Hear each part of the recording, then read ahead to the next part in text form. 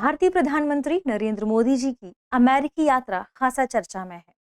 इसके अलावा चर्चा में है भारतीय प्रधानमंत्री का जो बिडेन को दिए जाने वाले उपहार। आखिर वह उपहार कौन से हैं जो लगातार सुर्खियों में बने हुए हैं? उन उपहारों में जो उपनिषद उन्हें प्रदान किए गए हैं, 10 प्रिंसिपल ऑफ उपनिषद उन्हें दिए गए हैं, उनका अनुवाद किसने किया है? आज के सेशन में हम इसी पर चर्चा करने वाले हैं। दृष्टि आईएएस के इन डेप्थ प्रोग्राम में एक बार फिर से आपका स्वागत है। मैं हूं गीतांजलि और आज हम चर्चा करेंगे भारतीय प्रधानमंत्री के अमेरिकी दौरे के संदर्भ में कि वे खास चीजें कौन सी हैं जो लगातार सुर्खियों में हैं, जिन्हें जो बिडेन को उपहार के रूप में भारतीय प्रधानमंत्री ने प्रदान किया है। आइए शुरू करते हैं और देखते हैं हमारे विषय को। विषय है वे खास चीजें जो पीएम मोदी ने अमेरिकी राष्ट्रपति को गिफ्ट में दी हैं। सबसे पहले हम देखेंगे कि आखिर हम आज सेशन में किन बिंदुओं पर चर्चा करने वाले हैं। खबर कहाँ से ली गई है, यह खबर चर्चा में क्यों आ गई है, इसके बाद जानेंगे क्योंकि भारतीय प्रधानमंत्री ने कुछ खास चीजों के साथ साथ उपनिषद के अंग्रेजी अनुवाद को भी जो बिडेन को प्रदान किया है। वे अंग्रेजी अनुवाद अपने आप में काफी खास है, अपने आप में काफी महत्वपूर्ण है, क्योंकि इसका अनुवाद एक आयरिश अंग्रेजी साहित्यकार या कहें लेखक ने किया है। और वे लेखक भी अपने आप में महत्वपूर्ण है क्योंकि भारत के प्रति उनका रुझान काफी बेहतर रहा है। इसके बाद जानेंगे हिंदू धर्म ग्रंथों की श्रेणियों के संदर्भ में, फिर समझेंगे कि आखिर उपनिषद होते क्या हैं, ये क्या है। इसके बाद जानेंगे W.B. येट्स के बारे में कि आखिर ये कौन है जिन्होंने उपनिषद का अंग्रेजी अनुवाद किया है। फिर आज के सेशन पर आधारित एक प्रश्न होगा जिसका जवाब आपको कमेंट सेक्शन में देना है।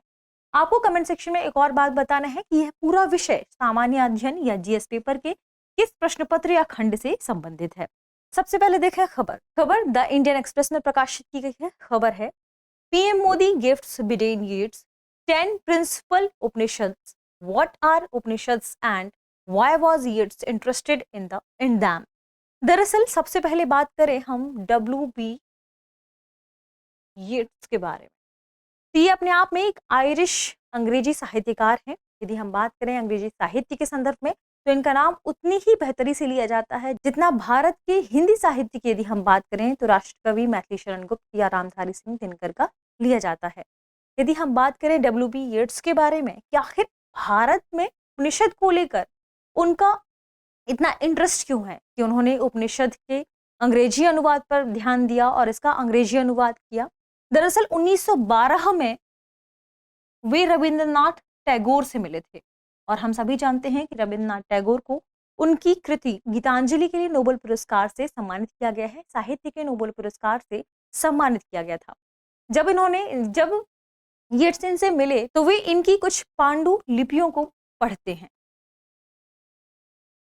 जब इन्होंने इनकी पुस्तक की पांडुलिपियों को पढ़ा और कुछ इनकी कृतियों को पढ़ा तो उन्होंने भारत के रहस्य को समझा और भारत के वैदिक कल्चर को समझने की कोशिश की। और इसके बाद इन्होंने पाया कि भारत का कल्चर धार्मिक दृष्टिकोण से काफी रिच है, इसलिए भारत के इस कल्चर को दुनिया जाने, उपनिषदों को, वेदों को दुनिया जाने, इसी संदर्भ में उन्होंने उपनिषदों का अंग्रेजी अनुवाद करने में इंटरेस्ट दिखाया था। अब देख लेते हैं कि आखिर यह खबर सुर्खियों में क्यों आ गई है, जिस पर आज हम चर्चा करने वाले हैं। दरअसल भारतीय प्रधानमंत्री नरेंद्र मोदी से अमेरिकी राष्ट्रपति जो बिडेन और उनकी प्रथम महिला जिल बिडेन से मुलाकात हुई। उन्हें स्टेट डिनर के लिए इनवाइट किया गया अमेरिका में, व्हाइट हाउस में, जिसमें खासा चर्चा भी हुई है और जो बिडेन और उनकी वाइफ दोनों भारतीय प्रधानमंत्री से मिली हैं। और इस मिलने के संदर्भ में ही भारतीय प्रधानमंत्री ने उन्हें कुछ गिफ्ट प्रदान किए हैं, कुछ उपहार प्रदान किए हैं और भारतीय बैज और अमेरिका के राष्ट्रपति ने भी उन्हें कुछ उपहार प्रदान किए हैं। इसके बाद यदि हम बात करें कि इन उपहारों में क्या शामिल था जो भारत की तरफ से उन्हें दिया गया, तो उन्हें 7.5 कैरेट का एक लैब में विकसित हीरा प्रदान किया गया जो कि ग्रीन कलर का है या कहें हरा रंग का है। और इसके अलावा कश्मीर में बनाई हुई एक खास एक बॉक्स जिसके अंदर वह हीरा रखकर उन्हें प्रदान किया गया, वह भी प्रदान किया गया। मैसूर कर्नाटक के चंदन की एक पूरी उन्हें बट्टी प्रदान की गई। इसके अलावा राजस्थान में सोने की 24 कैरेट का सोने का सिक्का बनाया जाता है, वह प्रदान किया गया। 99.5 कैरेट का चांदी का एक सिक्का है, वह भी दिया गया। जो भी क्षेत्र भारत में है जिनकी अपनी खास भौगोलिक स्थिति पहचान वाली जो भी वस्तुएं हैं, लगभग वो सारी चीजें उन्हें प्रदान की गई। महाराष्ट्र से गुड़ ले जाया गया था, वह भी प्रदान किया गया। पंजाब से घी ले जाया गया था जो कि जो बिडेन को उपहार के रूप में दिया गया, इन सभी उपहारों में जो सबसे खास चीज थी, वह सबसे खास चीज यह थी कि उन्हें 1937 की एक पुस्तक द 10 प्रिंसिपल उपनिषद, इसका पहला संस्करण प्रदान किया गया, जो कि अभी प्रिंट किया गया था। इस वजह से उपनिषद एक बार फिर से सुर्खियों में आ गए हैं। इसके अलावा यदि बात करें इस उपनिषद के बारे में, द 10 प्रिंसिपल उपनिषद के बारे में, तो इसे किसने लिखा था? WB, यानी इसका अनुवाद किसने किया था? WB येट्स। और ये भी अपने आप में एक महत्वपूर्ण व्यक्ति है, इस वजह से यह सुर्खियों में बना हुआ है। हिंदू धर्म ग्रंथों के विद्वान श्री पुरोहित स्वामी और आयरिश कवि WB येट्स द्वारा इस संस्कृत से उपनिषद का अनुवाद किया गया, किसमें? अंग्रेजी में।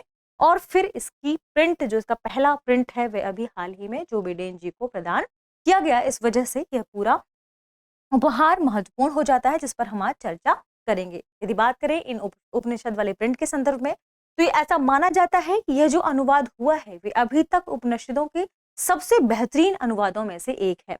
1930 के दशक के मध्य में लिखी गई यह पुस्तक अपने आप में खास हो जाती है, क्योंकि येट्स ने इसकी प्रस्तावना में खुद लिखा है। उन्होंने कहा है कि अनुवाद ऐसा लगेगा मानो इसके मूल को आम रूप से, या कहें आम लोगों के लिए, अंग्रेजी में ही लिखा गया था। तो ऐसे में अपने आप में इसका बेहतरीन अनुवाद, इस तरीके से ऐसा अनुवाद लिखा गया जो अंग्रेजी भाषी वाला व्यक्ति इसे पढ़ेगा, आम व्यक्ति पढ़ेगा, उसके लिए ऐसा लगेगा जैसे इसे अंग्रेजी में ही लिखा गया था।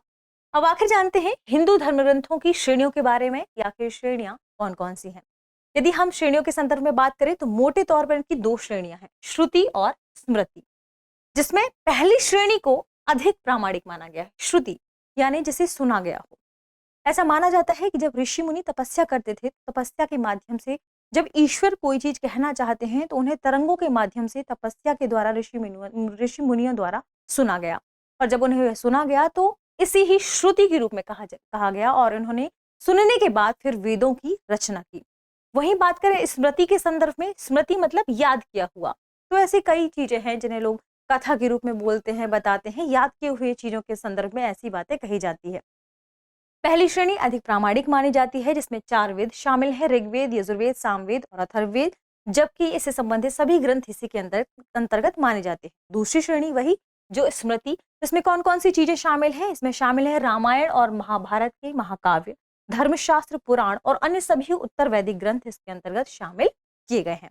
यदि हम इन वेदों के अलावा संबंधित ग्रंथ की बात करें, जो कि पहली श्रेणी में ही शामिल है श्रुति में, तो इसमें ब्राह्मण ग्रंथ, आरण्यक ग्रंथ, उपनिषद, जो कि एक दार्शनिक ग्रंथ के रूप में जाना जाता है, ये सभी इनके अंतर्गत शामिल किए जाते हैं। ब्राह्मण ग्रंथ की बात करें तो ये अनुष्ठान ग्रंथ होते हैं। ऐसा माना जाता है कि वेदों का ये विभाग होते हैं जिन्हें गद्य के रूप में बताया गया है। युद्ध आदि का वर्णन इसी तरीके से किया गया है ब्राह्मण ग्रंथों में। हम उपनिषद के संदर्भ में अन्य बातों को ध्यान दें तो उपनिषद को वेदांत के नाम से भी जाना जाता है। ऐसा माना जाता है कि टोटल वेद का ये क्या है? अंत है। इसलिए ऐसा संकेत दिया, इसमें ऐसा संकेत है कि उपनिषद वेदों के अंत का ही संकेत प्रदान करता है। उपनिषद के संदर्भ में कुछ खास बातें और हैं। ऐसा माना जाता है कि मानवता और ब्रह्मांड के बीच के संबंध के बारे में अनुमान लगाता है। हिंदू धर्मशास्त्र की कई परंपराओं में इसे मूलभूत ग्रंथों के रूप में भी अपनाया जाता है और माना जाता है। वेदों की तुलना में कहीं अधिक ये ध्यान आकर्षित करते हैं। क्यों? क्योंकि मूलतः लोग कहीं ना कहीं वेदों की तुलना में उपनिषद को ज्यादा जानते हैं, उपनिषद को ज्यादा पढ़ते हैं, उपनिषद के बारे में ज्यादा चर्चा होती है। इस वजह से ऐसा माना जाता है कि हिंदू धर्मशास्त्र की कई परंपराओं में इन्हें मूल ग्रंथ के रूप में जाना जाता है। ये तो हमने देखा किसके बारे में? उपनिषद के बारे में। अब हम चर्चा कर लेते हैं कि आखिर उपनिषद के बाद कि आखिर WBT येट्स कौन है, क्योंकि ये काफी महत्वपूर्ण है, काफी सुर्खियों में भी रहे हैं और इन्होंने ही उपनिषद का अनुवाद भी किया है। तो यदि हम इसी संदर्भ में चर्चा करें तो दरअसल विलियम बटलर येट्स, जिनका समय था 1865 से 1939, ये आधुनिक हिंदी साहित्य में सबसे प्रभावशाली शख्सियत में से एक रहे हैं। इन्होंने ही उपनिषदों का जो भी प्रिंसिपल्स की बात की, हमने 10 प्रिंसिपल्स की बात की, इनका क्या किया है?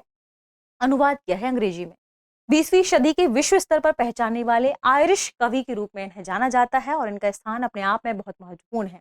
उनकी कुछ कविताएं व्यवहारिक, राजनीतिक और सामाजिक टिप्पणियों पर आधारित रही हैं। इनकी अन्य कविताएं भी हैं लेकिन इतनी गूढ़ हैं कि लोग जैसे समझ नहीं पाते। आप समझ सकते हैं ठीक वैसे ही जैसे रविन्द्रनाथ टैगोर की कविताएं रही हैं जिनमें रहस्यवाद छिपा हुआ था।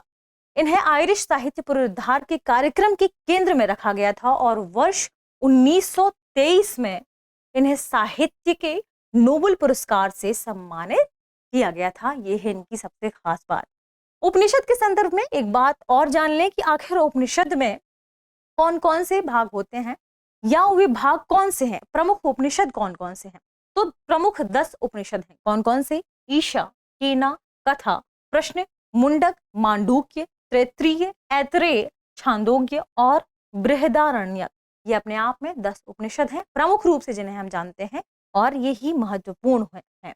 यदि हम छांदोग्य उपनिषद की बात करें तो ये अपने आप में आचरण पर चर्चा करता है, यानी व्यक्ति का आचरण यदि अच्छा है तो उसे अच्छी योनियां प्राप्त होंगी और आचरण यदि बुरा है, दुष्ट प्रवृत्ति का है, तो उसे बुरी योनियां प्राप्त होंगी। इस संदर्भ में बात की गई है छांदोग्य उपनिषद में। 8वीं शताब्दी के हिंदू विद्वान आदि शंकराचार्य द्वारा हिंदू धर्मशास्त्र में उपनिषदों को विशेष महत्व दिया गया है और इन्होंने ही उपनिषदों को विशेष महत्व दिया था और तब से ये प्रक्रिया लगातार चली आ रही है और आज भी हम उपनिषदों को विशेष महत्व देते हैं पढ़ने और जानने के संदर्भ में।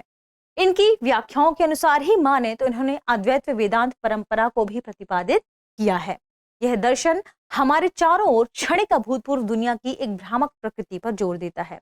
यानी जो अद्वैत वेदांत की बात वे करते हैं, अद्वैत यानी दो नहीं है, केवल एक ही। उन्होंने कहा है कि ब्रह्म ही अंतिम सत्य है और यही अद्वैत वेदांत परंपरा का मूल मंत्र भी है। यानी ब्रह्म ही एकमात्र और अंतिम सत्य के रूप में जाना जाता है। यह इसी परंपरा या कहें अद्वैत वेदांत में ही चर्चा इसके बारे में की गई है, जिसने किसने प्रतिपादित किया है? हिंदू विद्वान आदि शंकराचार्य ने इसे प्रतिपादित किया है।